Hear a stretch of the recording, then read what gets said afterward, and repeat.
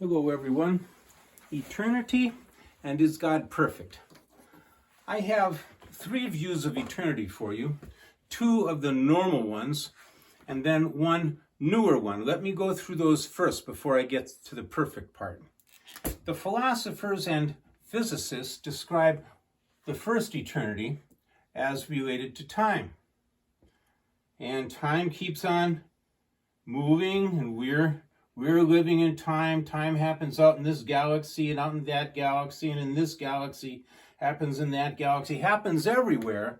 And we exist in time. And we're moving on, and time is moving through us. Now that's one view, and we think of time as moving because we see it moving on the second hand of my watch. I can see it move, but that's not really true. I am seeing the measurement of time. And many people would say that it is not time that's moving, it is us that's moving through time. That time is just there like space, and that we move through time much as we move through space. So time, and because it goes right off the edge of the whiteboard, never stops, and there is no edge to it, I'm going to call that the eternity of time. Okay, one kind of eternity. And I don't know if that had a beginning or an end. That's outside the view of this video. But that it keeps on going. That's the eternity of time. Now, if you hang around in religious communities, you know that there's another view of eternity. And that's the one where it's now. Everything is in the eternal now. There is no time. There's no yesterday. There is no tomorrow. It is all in the ever-present now. It's kind of like, I think, what God said to Moses when Moses said, "Who are you?" And God says, "I am." Present tense, right? And Moses said, "Well, what's that?" And God repeats himself, "I am that I am." Well, I'm calling that the eternity of now. There is no yesterday to regret.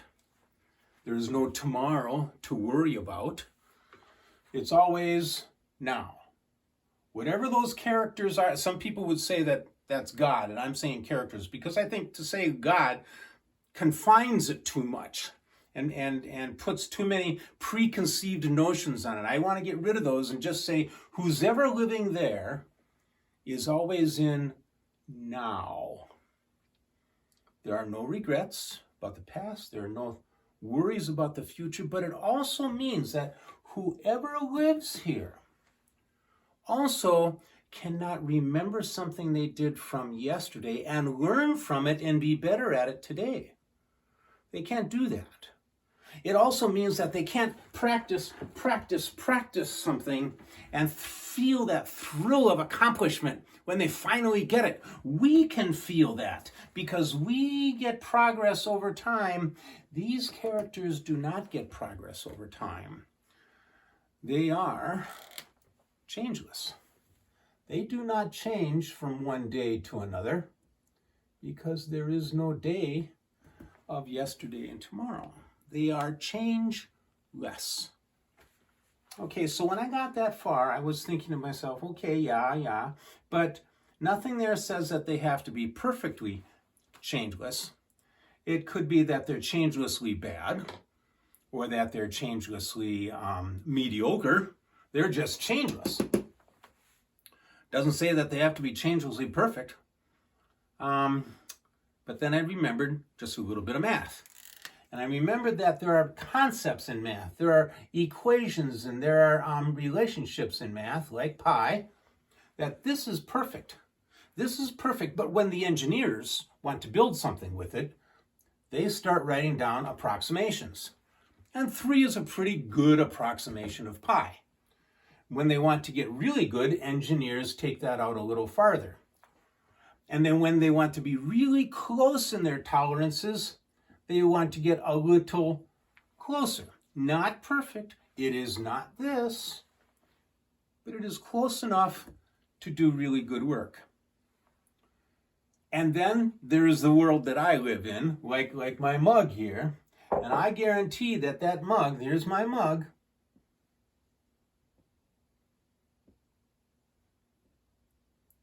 that this mug is nowhere near as exacting, as precise as this is. The top of my mug is not nearly as precise as what the engineers would like to make. It is very adequate. It's perfect for its job, but it is certainly not this, and it is definitely not the perfection of that relationship. I realized that as I go down this way, I'm starting at perfection and I'm getting less perfect.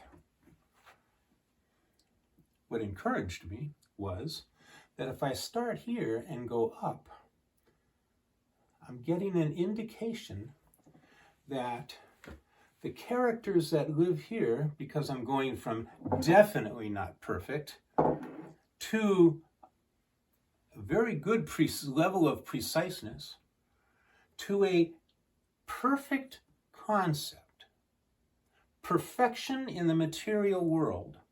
And that gives me an indication that whatever characters are living in the eternity of now must be, if you follow that line up, must be perfect. Okay, so they're perfect.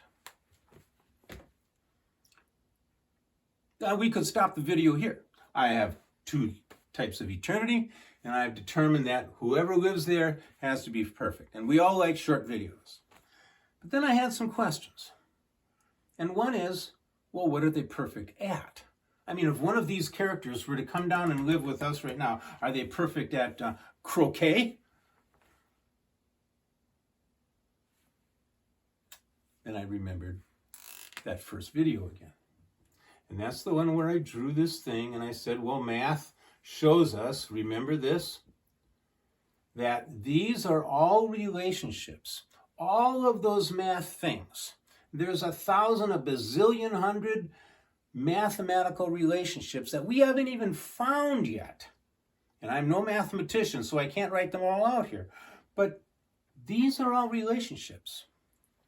And I speculated almost as a throwaway concept of if we go from usefulness in the material world, the engineering part, up to perfect relationships, maybe if we keep on going up there, what we get is a primal relationship. Then I came out here on this side. Here's the material side of reality, and here's the personal side.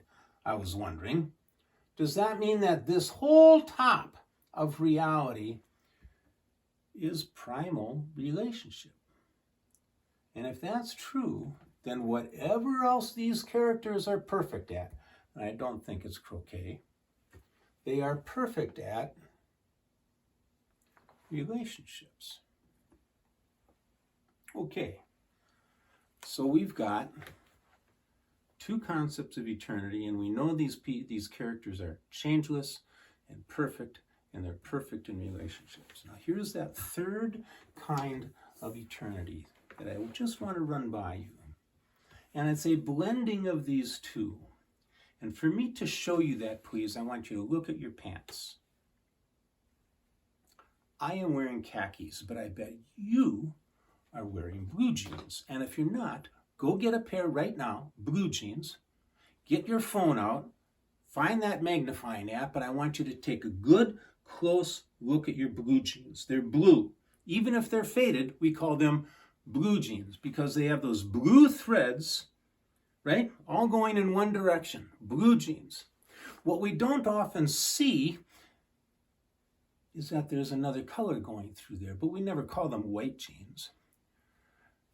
That white is there, it's almost invisible to us. So in these blue threads of time, we have these white threads of maybe the eternity of now. I'm only wondering, could it be that interwoven in time this never-endingness of time, there is woven into that a type of eternity that weaves through time. I don't know. I think that's exciting to think about. So, we've got one kind of eternity and two, maybe three kinds. We know that they're changeless and perfect and that there's a primal relationship. Okay, good. But the problem is that we crave relationships. And down here in time, we have all kinds of relationships that are not perfect. We want that perfect relationship. But it's up here. And we live down here. We want that perfect relationship, but we want it where we live. We want it here. I've got a couple ideas for that. And I think we could, but look, I'm out of time. Have fun thinking about that. We'll see you next time.